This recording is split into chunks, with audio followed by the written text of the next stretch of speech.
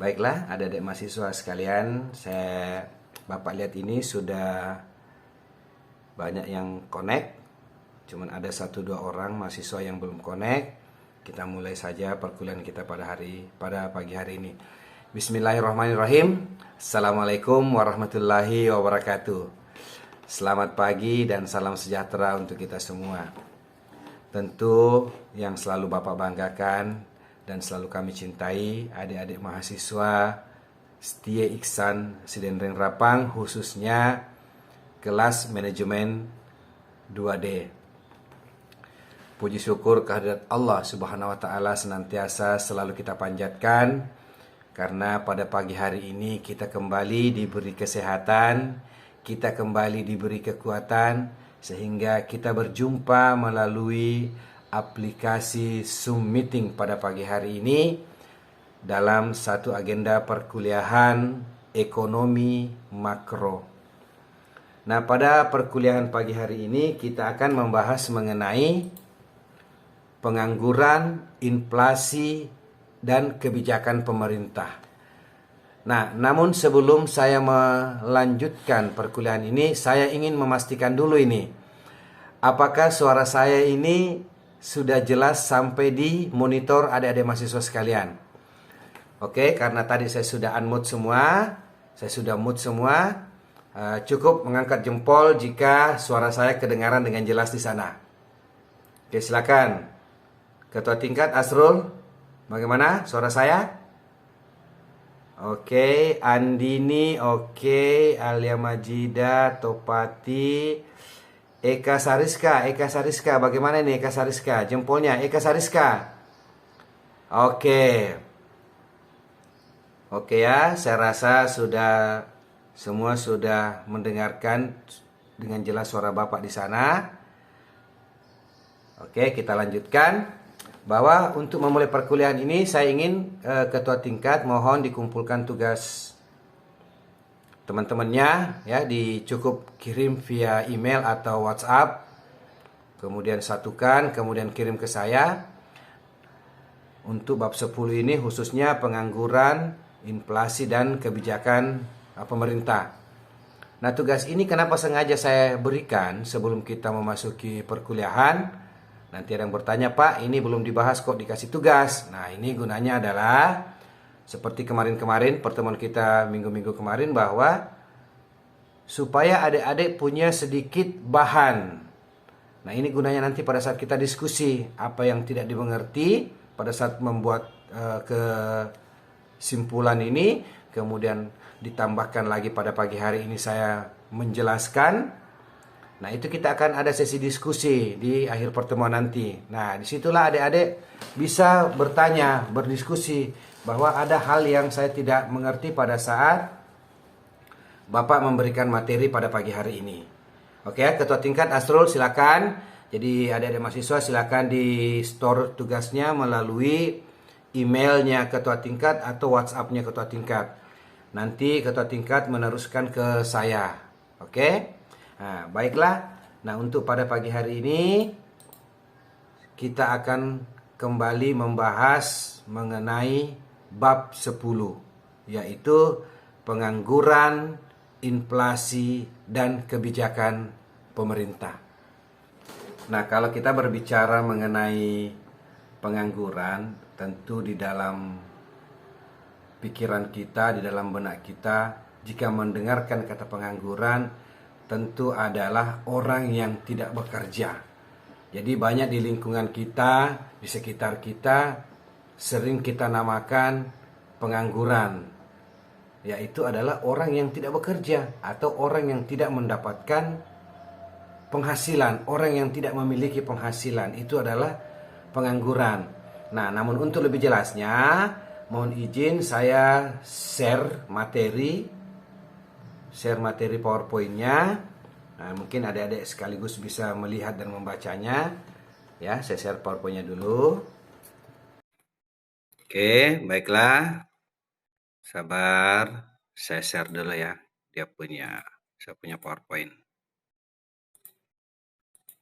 Nah, ini dia. Oke, kita lanjutkan ya. Oke, baik, kita lanjutkan. Jadi saya kembali kepada pengangguran.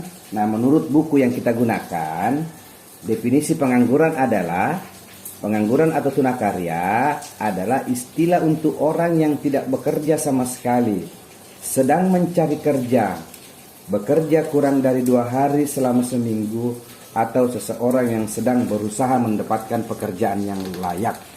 Nah, sehingga kita bisa berkesimpulan, kalau Bapak berkesimpulan mengatakan bahwa pengangguran adalah orang yang umurnya masuk dalam umur produktif, yaitu 15-60, yang tidak memiliki pekerjaan, atau seseorang yang sedang mencari atau berusaha mendapatkan pekerjaan. Nah, itu adalah definisi pengangguran. Oke, kita sepakat. Nah, selanjutnya kita akan bahas mengenai jenis pengangguran normal. Jadi ada beberapa jenis pengangguran normal. Yang pertama adalah pengangguran siklikal atau pengangguran siklis. Nah, pengangguran ini diakibatkan oleh adanya perubahan siklus. Artinya kenapa? Artinya bagaimana? Manakala perusahaan berada pada siklus expans atau pada siklus puncak, saya rasa itu tidak mempengaruhi yang namanya pengangguran. Namun, pada saat perusahaan berada pada posisi kontraksi atau turun, atau bahkan perusahaan dalam perekonomian posisi palung atau titik terendah, otomatis perusahaan akan mengambil langkah mengurangi tenaga kerja, atau yang sering kita sebut adalah PHK.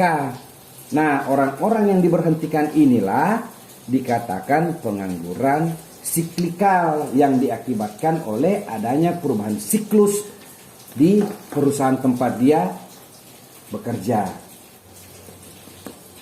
Oke, yang kedua adalah pengangguran struktural. Nah, pengangguran struktural ini adalah pengangguran yang diakibatkan adanya perubahan struktur ekonomi. Nah, perkembangan ekonomi dan kebutuhan manusia biasanya diikuti oleh perubahan struktur yang memerlukan beberapa keterampilan-keterampilan baru, memerlukan keterampilan-keterampilan khusus, membutuhkan skill-skill yang spesial. Nah, hal inilah yang mengakibatkan banyaknya pencari-pencari kerja yang tidak mampu memenuhi syarat-syarat yang ditentukan oleh perusahaan. Sehingga orang-orang yang tidak mendapatkan pekerjaan ini dikatakan adalah orang yang masuk golongan pengangguran struktural. Nah, yang ketiga adalah pengangguran teknologi. Nah, kalau pengangguran teknologi ini saya rasa cukup jelas karena banyak terjadi di lingkungan kita. Kita ambil contoh saja ya yang paling real di sekitar kita, karena kita ini di Kabupaten Sidrap dikelilingi oleh sawah. Dulu waktu nenek-nenek kita panen itu menggunakan manusia atau menggunakan orang untuk memotong sawahnya, yang kita sering sebut dengan masangki. Jadi pada saat orang tua kita dulu memasangki, dia menggunakan manusia untuk memotong sawah. Nah, itu biasanya kalau dalam 1 hektar hampir 20 orang yang bergotong royong melakukan panen, memotong padi. Nah, sekarang seiring perkembangan zaman, masuknya teknologi di Kabupaten Sidrap, sehingga panen atau memotong padi ini digantikan oleh mesin atau yang sering kita dengar adalah mobil pasangking. Nah, mobil pasangking inilah dioperasikan oleh hanya 2 orang. Hanya 2 orang saja mengoperasikan ini dalam 1 hektarnya. Sehingga orang-orang yang tadinya 20, kemudian hanya terpakai 2 orang, yang ke-18-nya inilah yang tidak bekerja saat ini masuk dalam kategori pengangguran teknologi. Nah, banyak contoh lain. Kalau kita sering ke Makassar, dulu kalau kita lewat di jalan tol, itu kita menggunakan cash, bayar cash. Kemudian ada pegawai tol yang mengembalikan dan memberikan kita tiket. Nah, sekarang kalau kita ke Makassar hanya menggunakan kartu dan menempelkan lalu kemudian bil tercetak secara otomatis, pintu terbuka secara otomatis, sehingga teknologi ini yang dimaksud menggantikan manusia.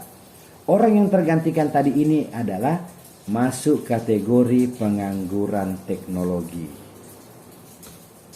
Oke, terima kasih ya. Jadi cukup sampai di sini ya materi yang saya sampaikan. Namun sebelum kita tutup, saya mohon adik-adik mahasiswa ini mengisi absen. Oke, silahkan menuliskan di kolom chat nama dan nomor induk, biar saya nantinya screenshot pengganti absen kita pada pagi hari ini. Oke. Nah, baiklah, demikianlah materi pada pagi hari ini.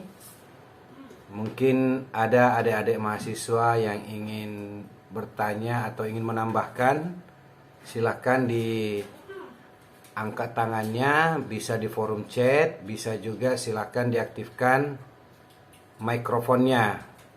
Oke, saya tunggu. Ada yang ingin bertanya? Oke, baiklah adik-adik mahasiswa, sekianlah pertemuan kita pada pagi hari ini. Insya Allah minggu depan kita akan kembali berjumpa pada waktu dan jam yang sama, akan membahas bab 11 mengenai perdagangan luar negeri, proteksi dan globalisasi. Namun sebelum saya akhiri, saya ingin memberikan tugas sedikit terkait dengan materi minggu depan. Silakan ada mahasiswa diringkas bab 11. Kemudian minggu depan di awal pertemuan kita ada kuis. Saya akan berikan kuis 30 menit pertama supaya saya bisa mengukur sejauh mana pengetahuan adik-adik belajar di rumah terkait bab 11 ini. Oke, demikianlah pertemuan kita. Wabillahi taufiq wal hidayah. Wassalamualaikum warahmatullahi wabarakatuh.